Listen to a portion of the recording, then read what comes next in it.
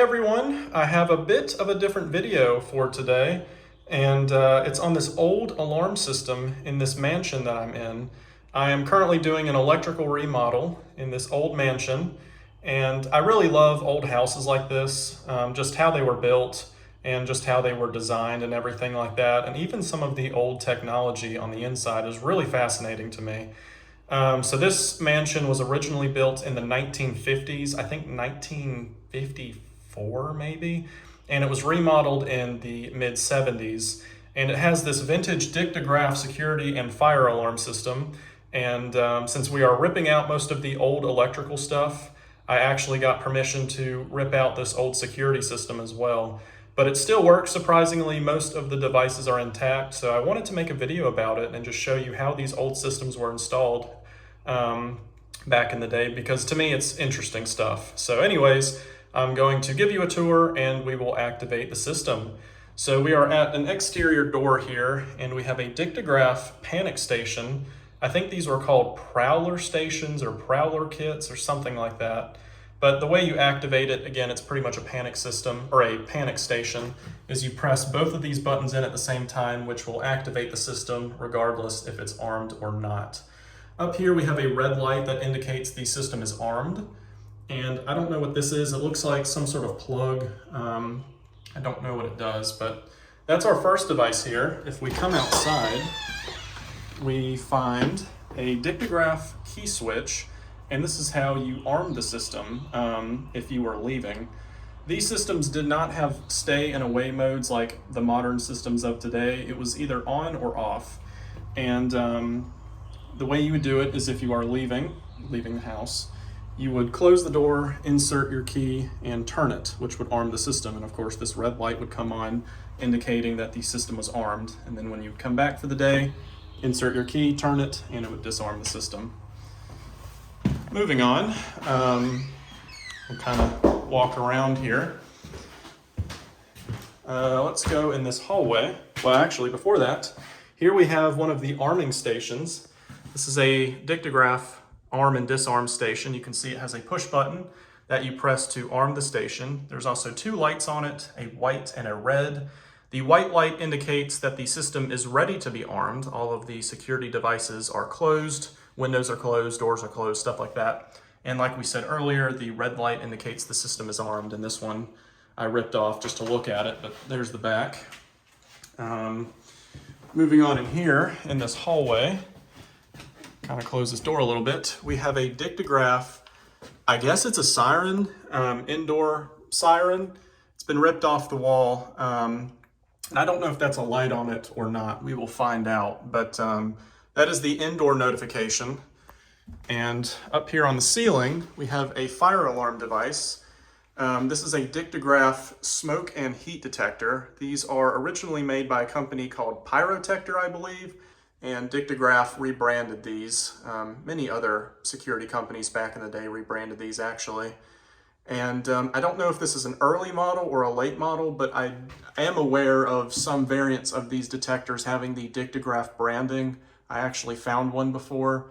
So this one might be an early model where it didn't have it, or possibly a late model. But that is the only smoke detection in the house. And you'll see the other devices later. So in this bedroom, we have a dictograph heat detector. And it looks like a sprinkler, but it is a heat detector. It is a fixed temperature heat detector, and it will activate at 135 degrees Fahrenheit. And it's one-time use, so if it activates, you cannot reset them. And that's in every bedroom. Jumping back to security devices, we have a dictograph contact, as you can see. I don't know why it's spaced far apart like that. But this is for the window. If you open the window, the contact will be separated. So every window in this house has one of these contacts. Well, I say most of them. Some of them do, some of them don't. I know they've done a lot of work in here. But there's one window that does. And we will continue on. Continuing on, we have another bedroom with another dictograph heat detector. Kind of interesting, they put heat detectors in the bedrooms. Another bedroom in here with another heat detector, and of course another bedroom with Well, there should be a heat detector. I know they've done work in here. They might have already repaired the ceiling, so they probably ripped out that device, but likely there'd be a heat detector there as well. Now let's go into the master bedroom, and it's pretty cool. Again, I like old houses like this. It's interesting. We do have a heat detector. It is in here. Another dictograph heat detector, because there actually is a fireplace. And I guess that'd be a good idea for a heat detector if anything ever happened. But right where the bed would be, you might see some more dictograph devices. We have another prowler station, or panic station, and then another arm and disarm station. So right beside the bed, you can control the system or hit the panic button. Let's walk into some of the common rooms. I love this old wood paneling they have. There is another heat detector up here. Another dictograph heat detector. It's pretty cool. Walking in here, we have the foyer. No devices, I don't think. I don't know if this window has any contacts on it. Don't see any. In this room, another heat detector way in the corner. That one's coming off the ceiling. And I don't know this for sure, but I'm pretty sure this is a motion detector of some sort. I know it looks like an electrical outlet, and I'm going to have to do some further investigation, but I know some older security systems had motion detectors like this. So I'm going to take this off later and we will find out. I could be completely wrong, but there's a couple of these in the house. But anyway, so that's in here. Now we will move to the dining room in here, where we have another dictograph heat detector. And then in this room, we don't have anything. And in the kitchen, which is in disarray because again, remodel, another heat detector. So yeah, pretty cool. So this is a 3-story house. So let's go check out the first story downstairs and see what we got. So here we are downstairs in this little basement-y area. Again, cool wood paneling. Dictograph heat detector again. And over here, next to this cool vintage intercom system, is another dictograph arming station. And it looks like they painted this one brown at some point, I guess. I don't think they came in brown. Plus it looked like some of the brown paint was chipping. Another bedroom with another dictograph heat detector. This one you can actually see it up close. Got my light on there. Should have a sticker. Yep, right there. Not sure how much of it you could see. To my knowledge, there is not any alarm devices like notification down here. I'm pretty sure there's not. Let's walk out here where we find the garage. Here it is. And we have another one of these exterior arming stations with a key for the garage area. And I don't know if it's this door. One of these doors, okay, it's out there. Let's go walk to there for a second. So this door has a dictograph door contact, as you can tell, right there. And we're in the garage. I don't see any heat detectors, which is kind of a surprise. Normally the heat detectors are where they put normally the garages is where they put the heat detectors. So that's kind of interesting. I don't see anything unless it was removed. But anyways, so that is the basement. Let's go check out the upstairs. Actually, before we go upstairs, well, to the 3rd floor, there's one of those things again. And I'm not sure, again, I'll take this plate off. Actually, let's do it right now.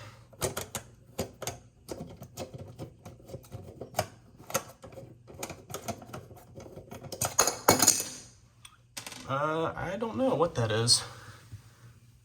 Maybe.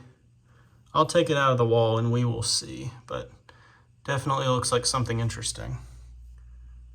And probably a part of the security system.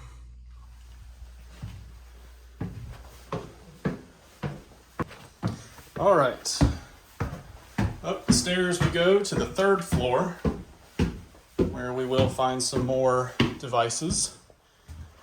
And here we have an attic with a heat detector, another dictograph heat detector.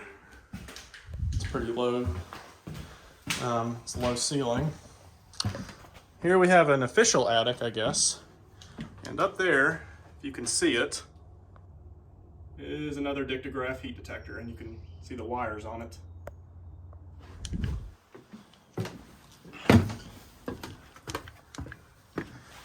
Let's walk through here. Not trying to fall through any holes or anything. Turn this light on so we can see a bit better. Oh man. Dictograph heat detector in the attic. Let's walk through here to the end of the attic where we got something cool. I don't see any other heat detectors. Check this out. We have a dictograph alarm bell. I actually have the same bell in my collection, and I'm assuming this is used for the fire alarm system. I don't know, but we will find out later. But an interesting spot. This is an attic, I guess, window or exhaust vent, so you can hear it from outside. But this is the only bell on the system that I'm aware of in here. So anyways, let's move on. Check this out. So I'm back here looking for more devices. I don't know how well you can see that, but that is a dictograph alarm wire spool. And that's pretty interesting to find. And I just found it on accident, really. I thought this was another bell or a siren, but nope, you can kind of see it. It's a dictograph wire spool. So I guess the installers must have left it when they were putting up the system many years ago. Okay. Let's go on to the last section of the upstairs. We have this little, I guess it's a common room, track lighting. And we have another dictograph heat detector in this common spot. And I don't think there's any other devices. I think this is it. However, I'll show you over here. We have a bit more of attic space, like in here, for example. Yep. Here's another attic. Here's another dictograph heat detector up here. And I think that's probably everything. Yep.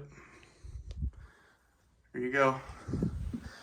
Definitely like putting heat detectors in attics, which is smart. Even though there's not equipment to catch on fire, it's probably still a good idea.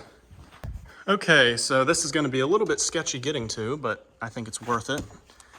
Truly unfinished attic here. However, if I can get up, we have a dictograph heat detector, nothing special. There's the wires, but you can see something down. Oh, wow. I'll show you what I found here in a second. Let me see if I can get over here first without falling through the ceiling. That is an Ademco siren, 120 volt siren, and that is the box for it. That's funny. So I guess they just left this stuff around. You see the Ademco brand. It's an old box. Yep, so that is the siren that will activate for the alarm system. And again, it's pointing out the window like that bell was. And I guess there's a relay somewhere because this system is 6 volts DC. I'm not sure. I'm not going near it, but that could be an enclosure for a relay for this siren, but I don't know that. So that is the complete tour of all the devices. There were more devices on the doors and stuff like contacts, but I've already shown you a couple of those, so I think you know what they look like, but they're pretty much everywhere. So let's get to the fun part, well, almost the fun part, and look at the control panels. And then after that, we will set off the system. So there's that we saw earlier. There's the panic station we also saw. Let's check out the panels, which are in here. So here they are. We have the dictograph fire detective model 550 fire alarm panel. We have a normal and emergency indication. I'm guessing normal is supposed to be on, but that bulb is probably burned out. And then the emergency indication, probably for a fire alarm. Grab the keys that are up here. I think it says dictograph. What does it say? Oh, Chicago lock. Let's open up this panel. Maybe. There we go. And check it out. We have the controls here. I'm guessing that's the silence for the system. This is a test switch for the bells. And I think that's a reset switch. And I don't know what that is. That might be for the internal buzzer, actually. There's the wiring connections. Some other stuff. There's the diagram back here. And check out this old Ever-Ready battery that looks like it was installed May 22nd, 1985. Yeah, that's old. And if this thing's correct, it says 6/1974, so June 19th, 1974. And as of me recording this video, this system is almost 50 years old, so that's pretty neat. And anyways, that is the fire alarm panel. Let's check out the burglar panel, which is right here. This is the Dictograph Security Detective Model 55SM. And let's open it up with the same dictograph key. So again, more wiring. Maybe there was a switch here at some point, another arm disarm switch. But anyways, messy wires, some sort of device. The diagram, controls, and I guess that's a panic button. So that is the burglar panel. And lastly, we have something I've never seen before. This is a dictograph model G850 dicto dialer. So I guess this is a dialer for the system, and I think that's very uncommon for home security systems of this age. It actually has a light that still works, as you can tell. It says normal, and then it has a transmit indicator, I guess, when it's dialing. I would open this, but I'm a little nervous. There's a tamper switch, and I don't want to set anything off, so we'll check that out later, maybe, when I shut the system off. There's a dictograph power supply. And down here, I have no idea what this is. It is a station coupler. Yeah, I have no idea what that is. It's probably something for the dialer, I guess. I don't really know. Help the dialer out, maybe. So that's the control panels. Now let's get to the really fun part, setting off the system. So let's set off the burglary portion first, and I'm going to use this station here. And again, when I press this button, it's supposed to arm the system. However, because half of the contacts are missing and whatnot, it's going to go immediately into alarm. So anyways, let's set it off. Here we go.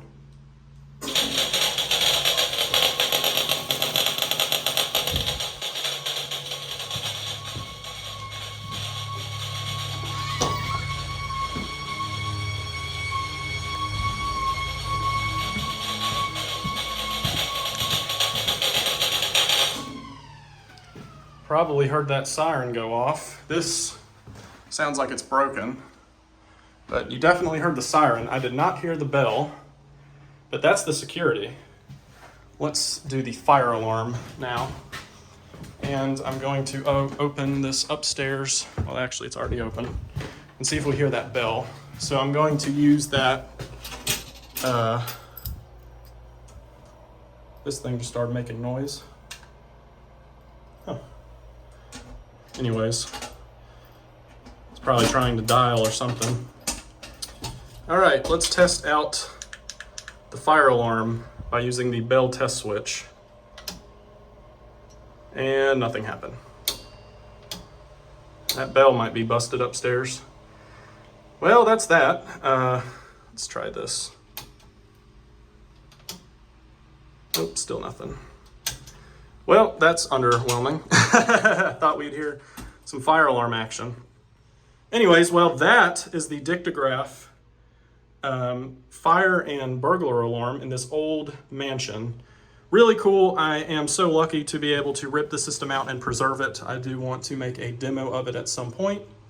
And yeah, we have reached the end of this video, and I wanted to finish it off with a little epilogue and a commentary on a few different things that I have recently learned about the system that I didn't know when I was filming it. So I was able to completely remove the old alarm system. There's a few things I wanted to talk about that I now know. So here's the fire alarm panel. And if you remember, I tried to activate the fire alarm by pressing what I thought was a bell test switch, this thing right there. And nothing happened, but come to find out after I was kind of reading the diagrams and the instructions that came with it, that's actually a battery test switch. So these systems were so simple that it would not tell you if the battery ever fails, the backup battery. And the only way to test it to make sure it's working is by pressing this switch. And what it would do when you press it is it will shut off AC power and switch over to battery backup mode and set off the fire bells to kind of do a capacity test of the battery. So the old battery that was in it, if you remember, I took it out because it was very corroded, was dead. It's been long dead because it was installed in 1985. So if that battery was working, when I would have pressed this, the bells would have gone off. So that's the reason I could not activate the fire alarm. Here's the burglary panel, just a small note about it. I said this black button was a panic switch because someone wrote panic beside of it. That's actually a panic reset switch. Those panic stations with the two buttons on it, if you were to activate one, the only way to reset the system is by opening this panel and pressing this button, and that would shut off the alarms. Speaking of burglary stuff, here is that indoor notification alarm. And this is tied into the burglary alarm. It was not tied into the fire alarm system, which I think is a flaw because the only way of knowing if there was a fire is by hearing that bell in the attic, which again, I don't really think is the best way. But anyways, this thing is in very good condition, as you can tell. And it's a horn. There's a vibrating horn on the inside of it. And the reason it wasn't working the best is because there's a set of contacts on the inside that rapidly open and close, I guess, to create the vibration that makes the horn sound. And they were very corroded, so I cleaned them up and restored them. And now this horn is 100% functional again, and it's very, very loud. So pretty interesting. And this is not a light, by the way. It's just some decorative gold trim, I guess. That's the 70s for you. Moving back to panels, I would say this is probably the most exciting part of the system, and the one that I would say it's my favorite part of the system, is the dialer. So this is the dicto dialer that I was nervous had a tamper switch, which it did not. Here's the inside. We have a couple light bulb indications and a few switches. And down there is a tape reel. So what this would do is it didn't physically dial 911. This would play a pre-recorded message depending on if the fire alarm or the burglary alarm activated.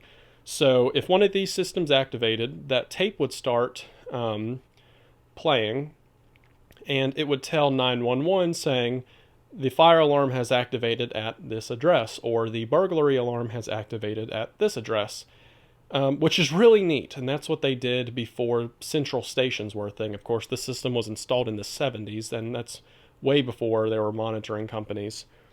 Then we come to this thing. So I had no idea what this did in the video. I thought it had something to do with the dialing process. I really couldn't find anything about this company or what this thing is, but through some educated guesses, this device physically called 911.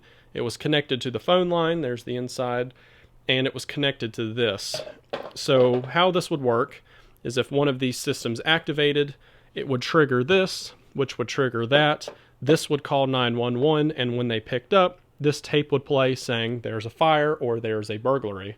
So pretty neat. And this still is functional, 100% working, and it's awesome. I cannot wait to show it off in a future video.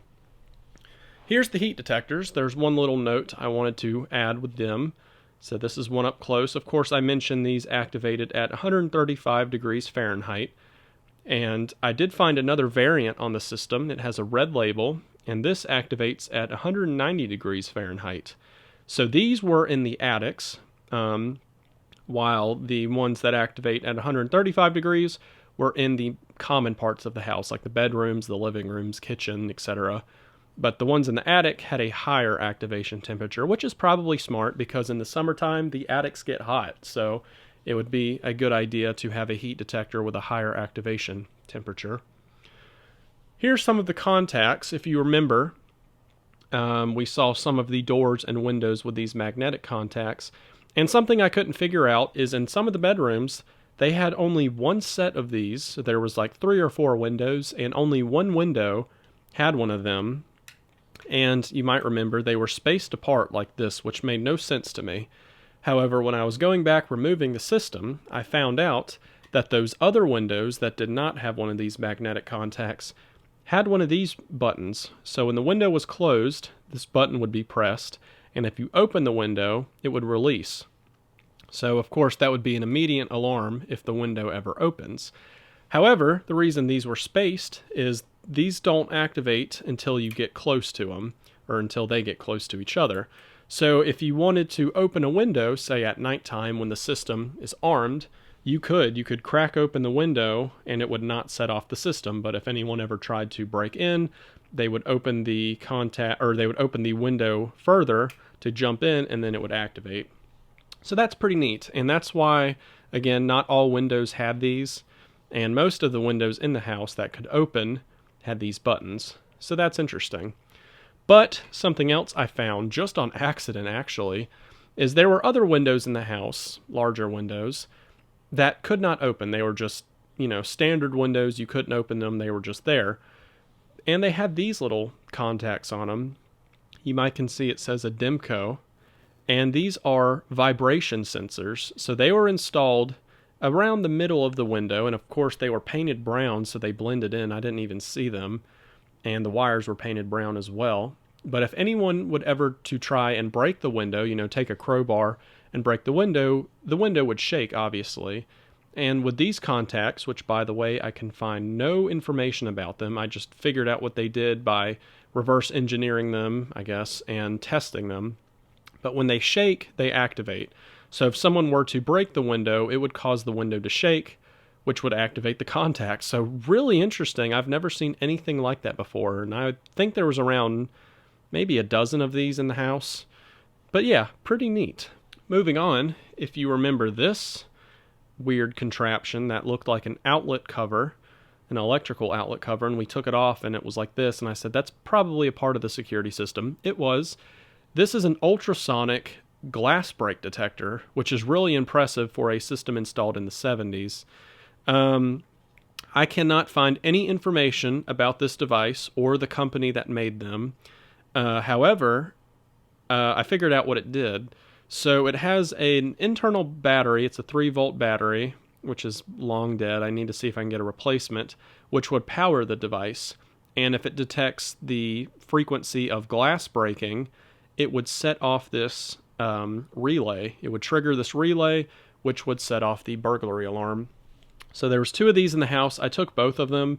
I have not tested them yet because I need to find a way to power it up. Hopefully it still works, but either way, very, very interesting to see this on an old system from the 70s. It was definitely a higher end, expensive device back then. The last thing I want to talk about is the exterior key switch, the arm-disarm station. And the only thing I wanted to mention, which I thought was pretty interesting, is when I took them out of the wall, they had a tamper switch installed. It also says Ademco, which is smart because the biggest flaw with these old security systems with key switches is if you were to remove one and short that contact, you could bypass the key and arm and disarm the system. However, they were smart when installing the system because if someone would ever try to sneak up at the house and remove this to bypass the switch and break in, this tamper switch would trigger and instantly cause an alarm, which is neat. So anyways, that is the commentary I wanted to add with this old dictograph alarm system. And that's about it. So I'm really happy I was able to remove it. I cannot wait to show off the functionality of the system in a future video. I do want to build a little demo board setup of the system, so stay tuned for that. And that'll do it for this video. I hope you enjoyed it. I had a lot of fun researching and recording this video. It was really fun, and I hope you enjoyed it too, seeing an old house with an old alarm system. So stay tuned for my future video where I show off this system in action with a demo setup. And if you'd like to check out some of the other videos I have on my channel, I think you would enjoy them. So that's all, and I'll see you in the next video.